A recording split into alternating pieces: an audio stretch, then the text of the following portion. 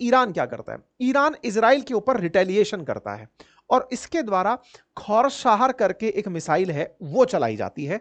30 से अधिक मिसाइलें चलाई जाती हैं, जिसकी तस्वीरें, मतलब आधिकारिक तस्वीरें कही जा सकती हैं, ऑल इंडिया रेडियो पर साझा हुई तस्वीरें हैं, जिसमें दिखाया जा रहा है कि इजराइल को कितना नुकसान हुआ। कहा जा रहा है कि 20 से ज्यादा target, Ben Gurion airport, biological research centre, command and control facilities, इन सबको टारगेट किया गया। साथ ही साथ 23 लोग इसकी वजह से इंजर हुए।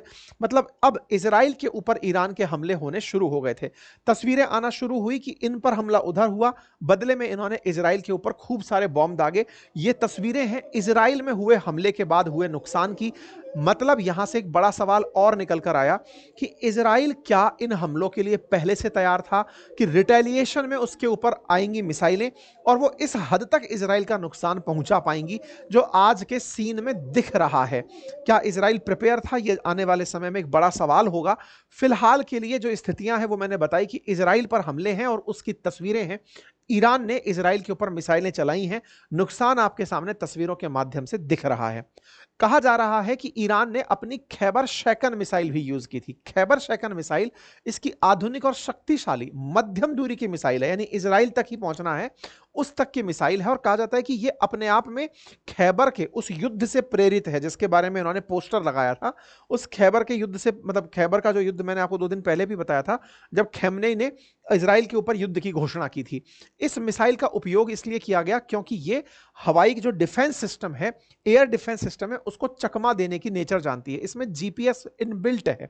यह मिसाइल भी जाकर के अपने टारगेट को बड़ा ही टारगेटेड अंदाज में ब्लास्ट करती है। इस वजह से इन 2 मिसाइलों का, खैबर शैकन मिसाइल का जिक्र होने लगा। पता चला कि यह 1500 किलोमीटर के आसपास तक 1500 किलोग्राम वजन ले जाकर के मारने की क्षमता रखती है। सॉलिड फ्यूल इसके अंदर डलता है। काफी ज्यादा इसे मतलब तेज मिसाइल माना जाता है।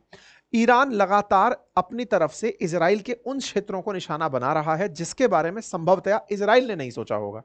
वहीं दूसरी तरफ इजराइल ने क्या किया? इजराइल वापस आता है और ईरान के डिफेंस क्षेत्र पर, अभी रात की थोड़ी देर पहले की खबर है, इजराइल के द्वारा ईरान के डिफेंस पर अटैक किया जाता है। इनकी सेना, इनके जो सैनिक जहाज हैं या फिर इनका जहां जहां पर स्टैब्लिशमेंट है, उनको टारगेट किया जाता है इजरायली डिफेंस फोर्सेस के द्वारा।